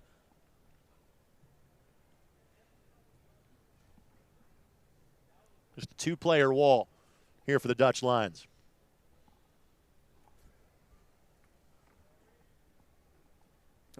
So hockey sizing up her options. She's got plenty. You and I saw the exact same thing, and that was Play the ball to Joyce at the 6. It was almost a little bit too tight into the 6, right? You wanted Sahaki to pull it out just a little bit because Joyce was, I mean, you could have played that PK spot. She had a one-time look at it, but right idea. Quick restart here for Dayton. Again, they have scored twice in 9.5 matches. They are nothing else looking for one more to take home with them as their season wraps tonight as well.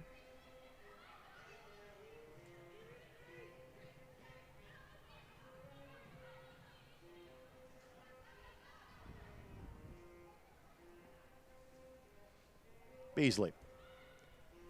And Beasley, as is the case with so many great high school players that are great scorers, just because you were that in high school doesn't mean you're going to play that in college.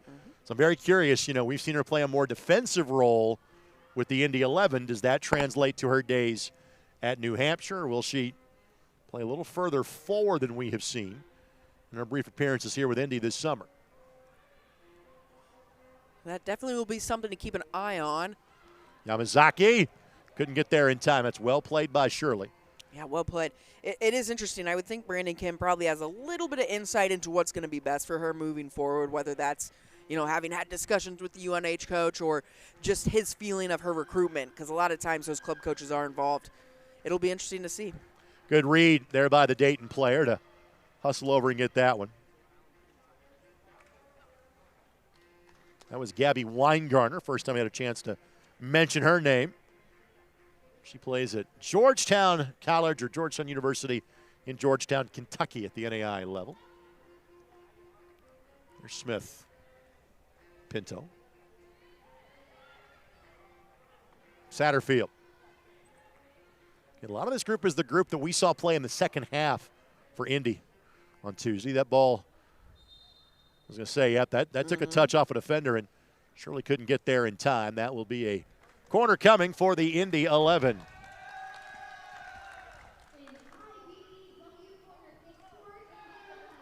And the Indy 11 field players will start to loosen on the sidelines. Sahaki to send it in. Kruer the target. Beasley used a bit of an arm to help keep that in play.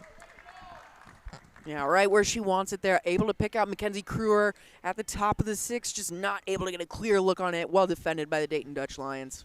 Tonight's game presented in part by IMCU. Show your Indy 11 pride. Get your exclusive IMCU Indy 11 debit card at any IMCU branch or online, imcu.com today. Started to rush through that read just in case a goal was coming. Unfortunately, for the player that took the shot, the read was done at the usual pace as Jennings could not keep that on her feet. It was well done. I was over here making faces at the sick flick by Reese Sahaki there. Plays it on to Jennings and just unable to keep it down on frame.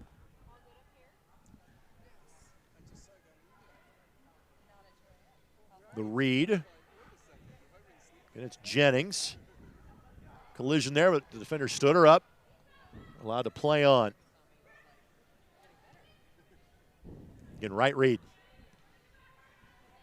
Satterfield looks very much in the right spot as a soon-to-be high school senior, right? I would definitely agree. I mean, she has been all over that left side this half and the first half as well. And you know what? She hasn't been caught out in bad positions, which is what we'll see a lot of times with outside backs that like to get forward is they tend to get caught out. And she's read the game beautifully, knows when to get involved and when to stay home.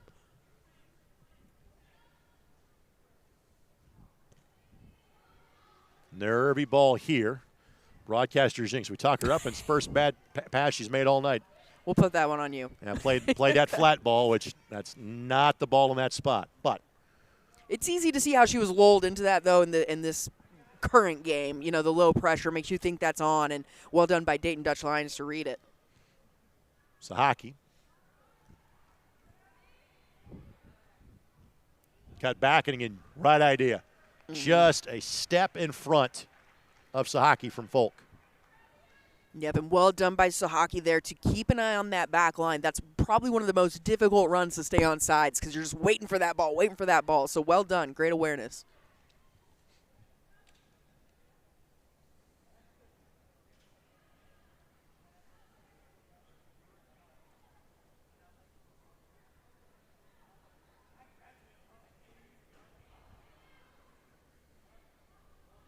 Good looking ball here. The acceleration. Cut back across, and Yamazaki misses what should have been a sitter. But the build-up sublime there by the Indy 11. Beautiful. I mean, the carry by Apinto through the midfield finds Jennings, and this touch right here by Jennings where she cuts it. Well, her first touch, she cut it back towards away from the end line, which sets her up for that beautiful layoff. And just, you want to see Yamazaki put that one on frame. But Jennings, again, just putting on a show out there on the right side. So at the 60th minute of this match, that's going to be a foul against Satterfield.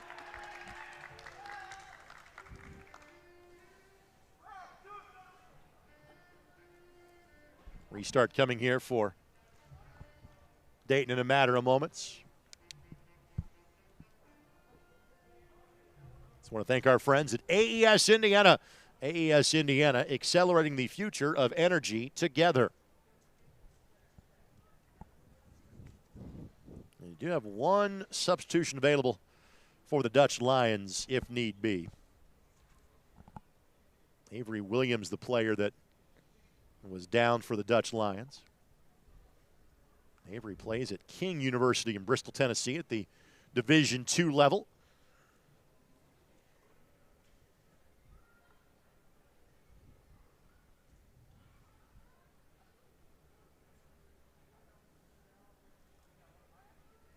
And frankly, in a 4-0 game, Williams is given as much time as she needs to kind of make sure that she's all right.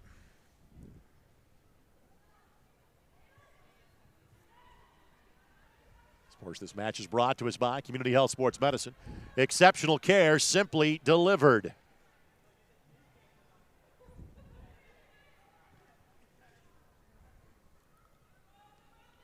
Again, Satterfield. Joyce. Sahaki. Smith.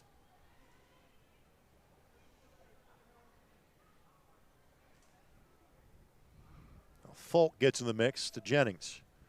That's 6 different area high schools I just mentioned in terms of the different players that are making those plays for the Indy 11.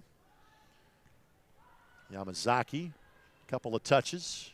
Good find. Satterfield gets to kind of restart. Sahaki has a hit. Right idea. Rebound is free, and that is a poacher's goal for Jennings. Give her the brace. Indy's got 5, and she's got 1 in each half. Yeah, well-deserved by Emerson Jennings, and credit to Risa Hockey. Finds the ball in the middle, able to turn, gets a nice shot off, challenges Shirley. She's got to go down to her left, just spills it out wide, and again, that's a decision right there by Emerson Jennings to say, I'm going to run in and I'm going to finish that rebound. You don't see that from every player. I think if you're Brandon Kim, you are asking these ladies, say, what are your plans for next summer already? Because, again, you see there is a chemistry there, and again, you're playing the 5th-place team in your division, no doubt. But you see the connectivity of this group. It's been fun to watch. It has. And, I think that if you look at this group, you mentioned all the area high schools. These girls know each other, right? Of course.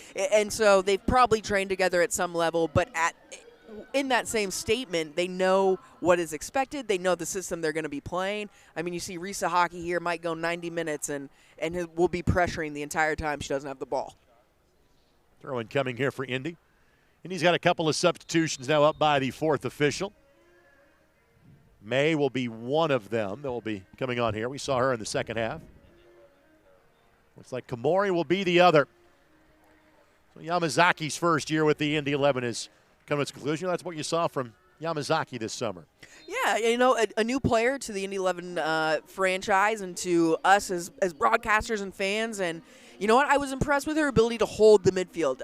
I thought there were a few times where she was maybe out of her league as far as her technical ability trying to beat some defenders. There were a few balls she gave away in the midfield that I think she'd want back. But overall, impressed with the way that she played, whether they had her in that holding center mid or the attacking center mid spot. Well, May from Fishers High School will be a senior in the fall. She is able to play at Butler. 12 goals and 4 assists for the Fishers Tigers. Long distance shot trying to catch Wyatt, maybe napping a little bit. McComas fires that one at Wyatt. Yeah, well handled by Wyatt. Sometimes those low dippers are some of the more difficult shots to clean up and come in. They're short hops, you know? So 5. Looking to make it 6 or more for the Indy 11. Here's Kamori. And she's playing against one of her college teammates in this match tonight. Joyce got there. Flag, it goes up. Even if she had rounded the keeper, that would have been dialed back. Yeah, just a baby bit of a step off sides there. That's that run we were talking about that's so hard to time because Sohaki does a nice job of doing almost a pass fake and gets the defender moving. That's what opens up the lane, but because of that pass fake, then Joyce gets offsides. Restart here, a bit errant for Dayton. I want to thank our friends at Johnson Controls. Johnson Controls, the power behind your mission.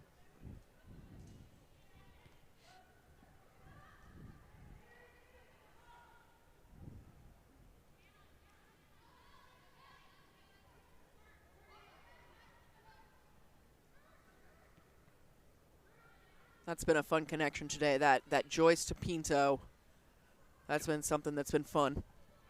Kamori. Good ball here.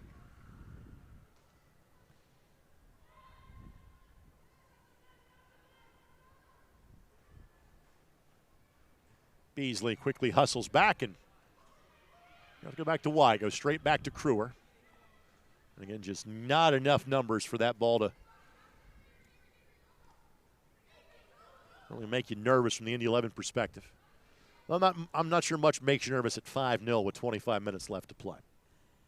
I'm not sure much does either, but I love the awareness that they're still playing with. You saw Satterfield there realizes that the Dayton Dutch Lions have tried to go forward and goes ahead and attacks that left side quickly with the ball. That's the awareness you're looking for at the next level as well.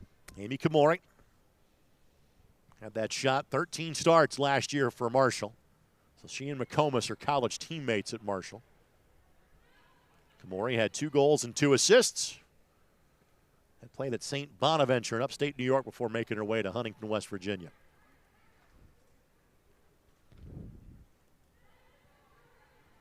And 2 field subs left and 1 goalkeeping sub if Indy chooses to put Kate Phillips in there as well. Ball from May across. Sahaki, I think she was debating dialing up the bicycle. Tries to peel that one off her left foot, couldn't do it. But again, Sahaki has certainly looked the part tonight. Oh, 100%. And you see it there just in that play right there. She gets low, she uses her body, she feels the defender, and then is able to turn and get a shot off. What do you think her best, what's her role going to be at a place like Xavier? You know, if she does continue to play that number 9 central forward position, which she's a powerful goal scorer, I don't know that you want to really take her out of that spot. With that being said, I think she's shown the skills like that right there, holding the ball, the awareness. She's shown the skills to be versatile and potentially a midfield position, depending on what system Xavier wants to play.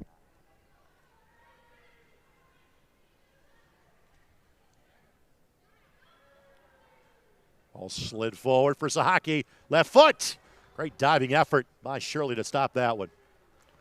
Yeah, great save by Shirley. And if there's, one knock on Sahaki tonight, it's just the placement of the shot. So a few shots right at the keeper. Now May, again, Shirley.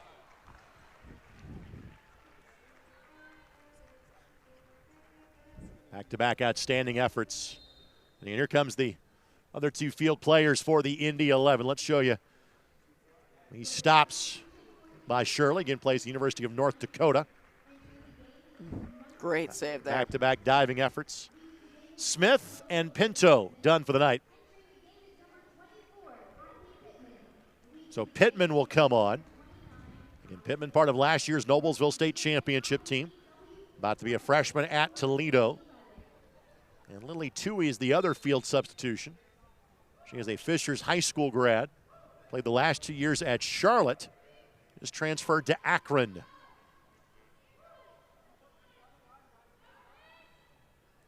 And Sahaki showing off all the skill set here, and that should have been an assist. That is a beautiful cross from Sahaki there with her left foot, non-dominant, and she places that on a pedestal across the 6. Left foot, arcing away from the keeper. She smartly goes back to her line, but had her caught out there. Ugh, unlucky. Beasley unable to just finish that opportunity. Yeah, Beasley getting forward for really the first time tonight. But again, she was quite the goal scorer in her days at Cathedral. Beasley, 45 goals and 22 assists. The combined point total, most in program history. Now, I believe that. Those are some numbers right there. Pretty good basketball player at Cathedral as well.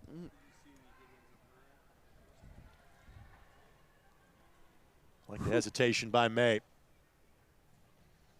Cross didn't make it in, but it will be a corner coming for the Indy 11.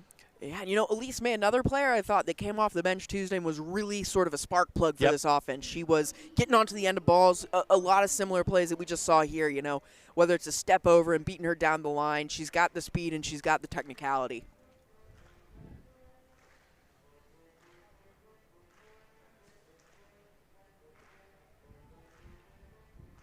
Ball sent in. And that just kept out for now. Finally cleared sideways. Man. Been a shooting gallery for the Indy 11 tonight.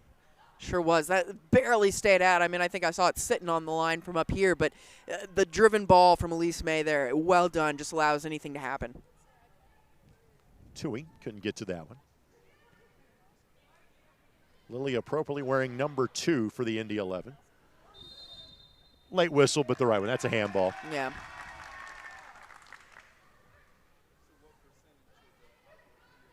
There's that driven ball, and you just see it's got a lot more pace that just makes it easy for, it looks like that was Jennings, maybe to get a head on it and redirect without having to do too much. Great help by the defender there to be a second line. I think that was McCardle that got in the way of that ball.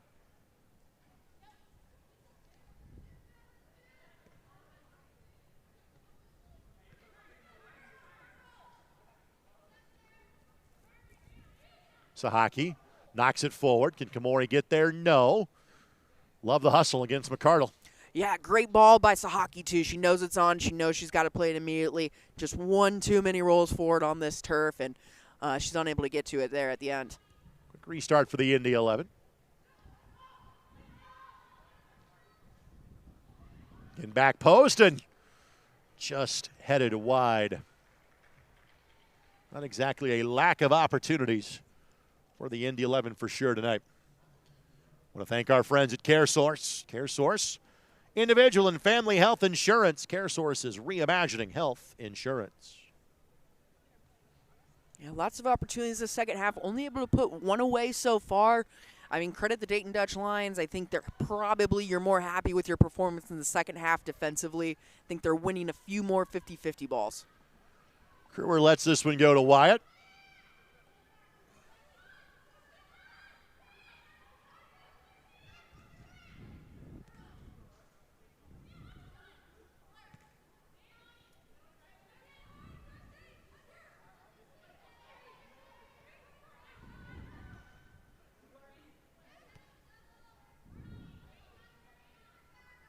Kamori. Look at that ball. Just couldn't sneak it through. No, right idea, though. Good vision. She gets her head up, sees where the two central backs are, and tries to just slide it through. Almost gets there.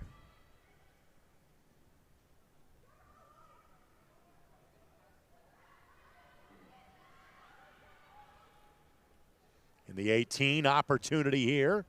Kruger just holds her ground and steers the oncoming attacker away. Beautifully well done by Kruger there. That's really tough when you've got a player on your back. You're in your own box. She does well to pay attention and just shields it out.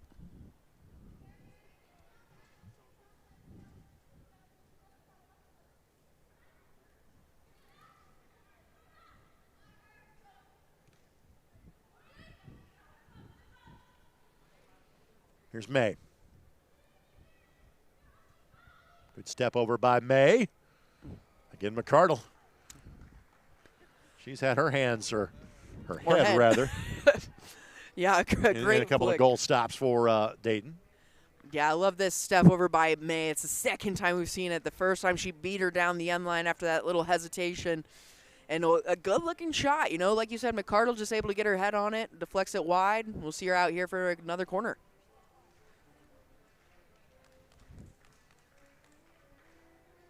Ball sent in. Headed down, and this time right at the feet. Now, Shirley's made some great plays. She's had a couple that were directed right at her, and one that Beasley missed a sitter as well. And not that it's going to impact the overall outcome of this match. That has not been in contention for the last, 60 minutes of this one.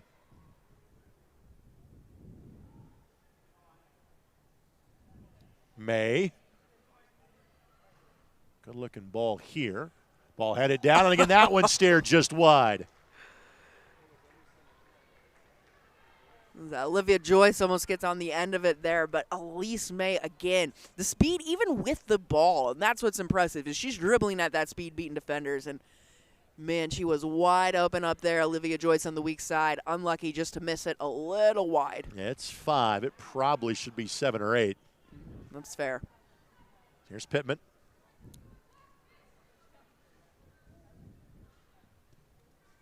Kruer. Kamori. Of course, this match is brought to us by CareSource, individual and family health insurance, reimagining health insurance. Satterfield. Kamori got a foot to it. Satterfield redirects.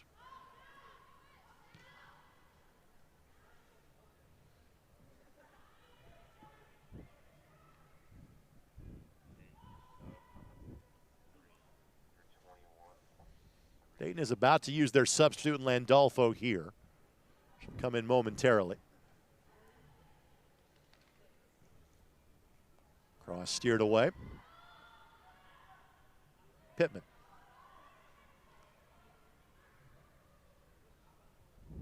May.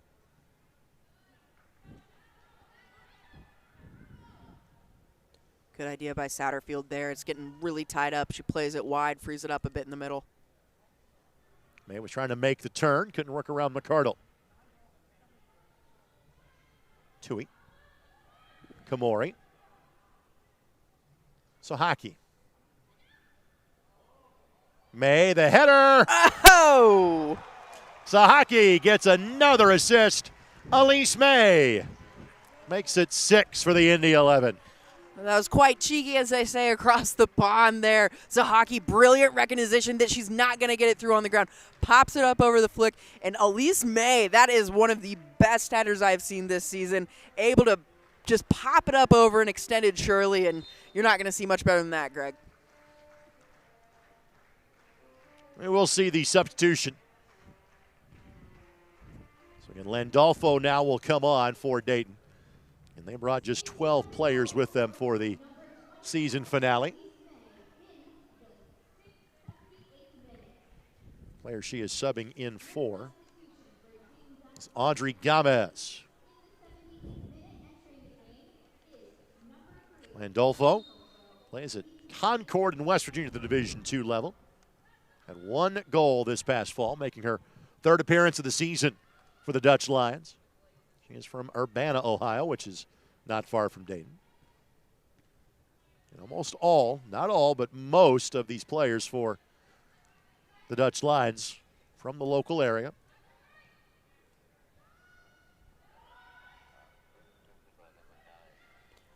Obviously, Dayton and Cincinnati are not an area that's hurting for soccer clubs or players. So you would think that the Dayton Dutch Lions are going to kind of take this season and sort of ramp up the recruiting a little bit, see who they can get on board for next summer to try and compete.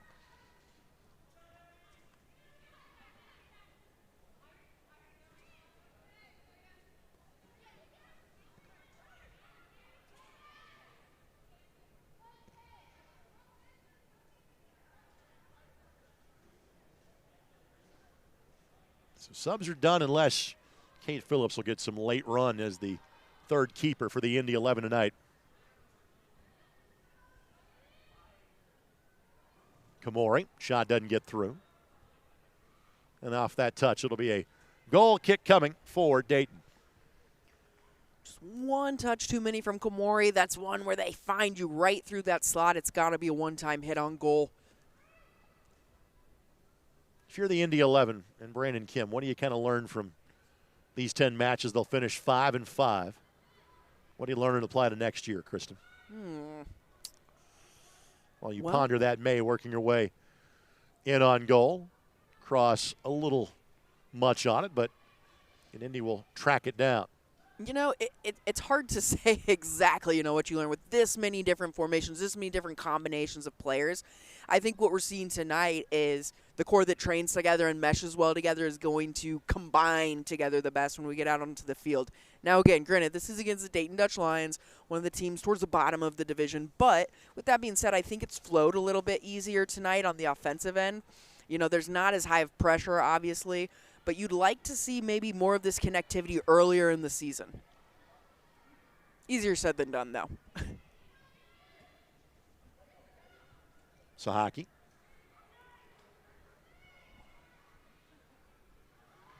We talked about this on Tuesday, that, Smith was kind of the star of that match. I would say Sahaki and Jennings kind of share those honors tonight for Indy. Yeah, I would give, honorable mention to Brooks Satterfield. Absolutely. Folk, those outside backs, they have done, I think, a very effective and smart job of getting involved in the attack when it's on, staying home when they need to. But it's been a lot of attacking, and we've seen a lot of creativity from those two players. Final 10 minutes of this season. Kings Hammer will be your division winner. And then Lexington wrapping up tonight, but Kings Hammer had that wrapped up going to this week. Komori slides it through and just couldn't get a final touch there, could the Indy 11. 4 goals in the first half, 2 here in half number 2.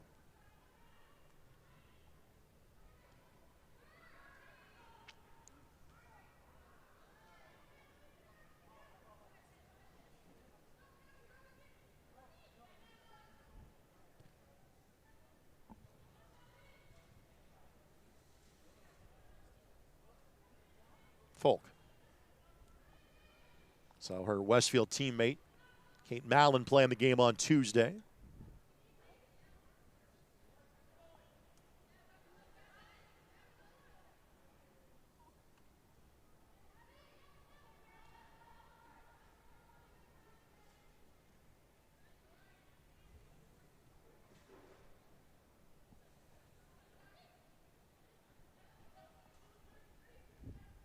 I'm not sure you're really kind of time wasting when you're up 6-0, but you can take your time. Ball played across and off a Dayton defender. Corner coming here for the Indy 11. Yeah, and I think you saw it right there. They can almost lull you to sleep a little bit at this point in the game. They can possess around the back, deep midfield, and go when they want. And that change of pace and that direct ball and through is, why we're seeing a corner kick here. But that's something you'd like to see more of next season as well, that change of pace and dictating the pace of play.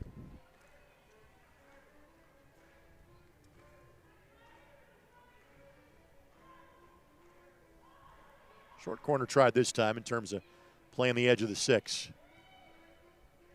Have a hit. That is gobbled up.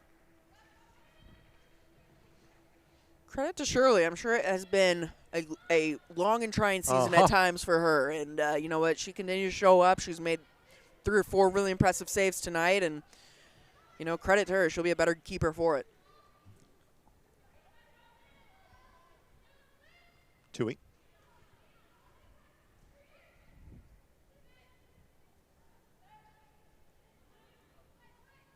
Beasley. Well, inadvertently headed by Boyd, almost right in the path of Joyce. And for Kruger and Beasley, it's been about as easy as you'd like. Frankly, when they have had the ball in the center back position, they have seen, for the most part, the closest player in orange retreating every time they've had it. Mm-hmm. And that's the game that, game plan Dayton Dutch Lions wanted coming into this is they knew, okay, we got one sub. We're going to play some low pressure. We're going to conserve as much energy as we can. And we're going to make that pass from Kruger up and to start the attack as difficult as possible. Throw in coming here.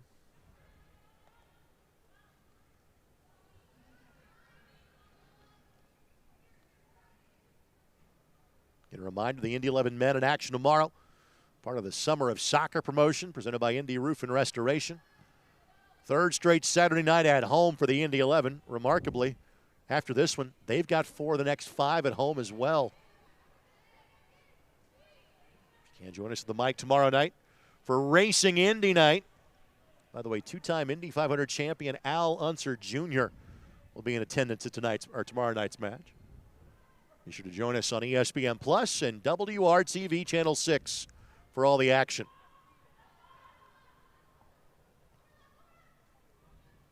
Match time at 7 o'clock. Soccer Saturday has a full preview for you tomorrow morning at 9 a.m. It's my go-to listening while mowing the lawn on Saturday mornings. I'm just happy you've got power at your house this weekend. Yes! After last weekend. The AC is back on and working. Shout out AES. Thankfully, you could fall back on the lake house. Sojourn away from lack of power at your house last weekend. It's good to have options. Lovey. Johnson Controls sponsoring our final 5 minutes. Johnson Controls, the power behind your mission.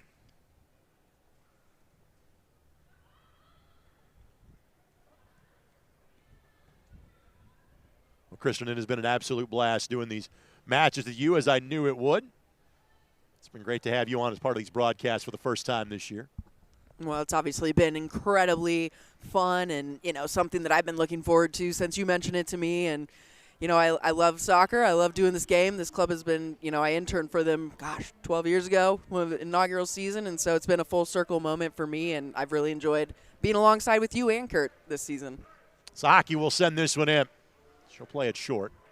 Pittman has a go, and May looking for a second one and surely able to nab that one. I want to thank Joe Gentry, all the folks from the Indy 11. Larry Lindy heads up the broadcast side of things for the Indy 11. Thanks to Morgan. Thanks to everybody involved on our end, making our job with ISC as seamless as possible. We've been on the production side of things for the last 4 years for these matches. May has a hit.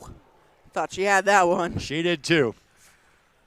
I don't even know if Shirley was able to get a touch there. Now it looks like it's going to be a goal kick, but that was she probably felt that one skimming over her fingers. Yeah, she didn't touch it. Great job to show you that from the tight angle there. And thanks to our ISC crew tonight, Charlie Hammock, David Kahn, Eric Kinnett, Eldon Wheeler, and Dalton Cox. And playoffs start next weekend. 16 teams make the postseason. This being a 5-team division, going in, you have to win your division to make it in. So it's King's Hammer that will represent the Valley Division. I think they'll do pretty well, but it'll be fun to see sort of how King's Hammer and how competitive they've been in this division, how they stack up against the rest of the W. And Minnesota Aurora, they have made it every year. They've made it again this year. Detroit City made it from the Michigan group last year, and in the first year or even two, the Michigan and teams were in the same division as Indy, and frankly, there were some really good teams up there. It was Detroit City who sent Indy home last year in the quarterfinals. Kamori, and again, Shirley is there. And last year, the Indy 11 played up in Hamtramck at Keyworth for their round of 16 and round of 8 matches.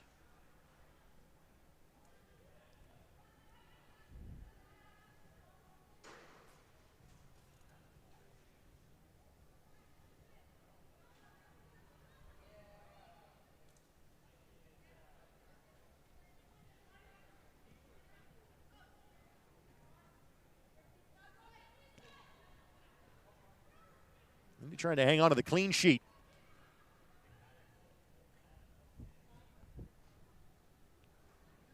Each keeper's gotten 45 in terms of Edwards and Wyatt tonight for the Indy 11.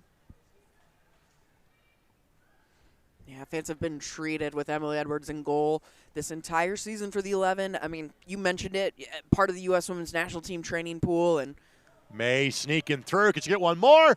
No. She wanted it. She wanted that one bad. Almost had it there. Good job sneaking through. Yeah, she wasn't going to walk that to the corner flag. She was looking for the brace.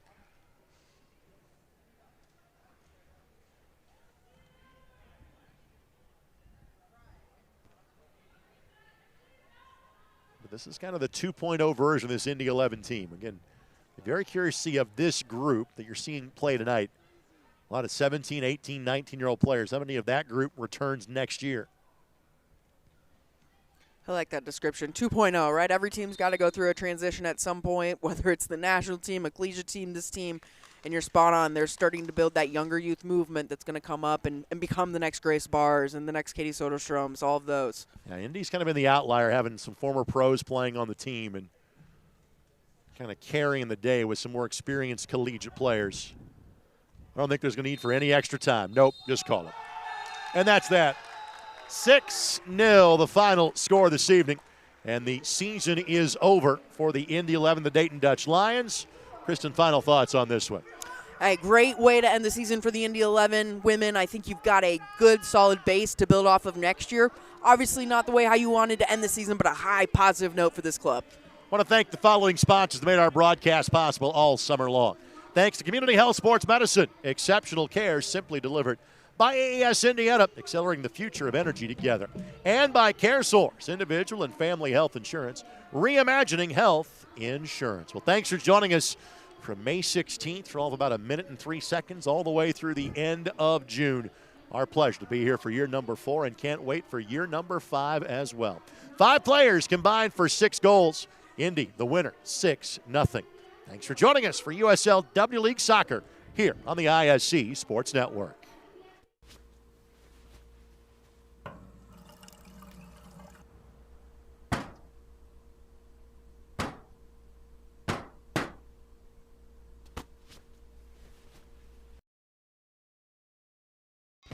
Forget all those DIY schemes to try to keep your family cool. Because at Williams Comfort Air, we've got your back. Ma'am, everything's up and running. We look forward to keeping your home comfortable for life. This is Molly. She loves road trips, hikes. Her dog Max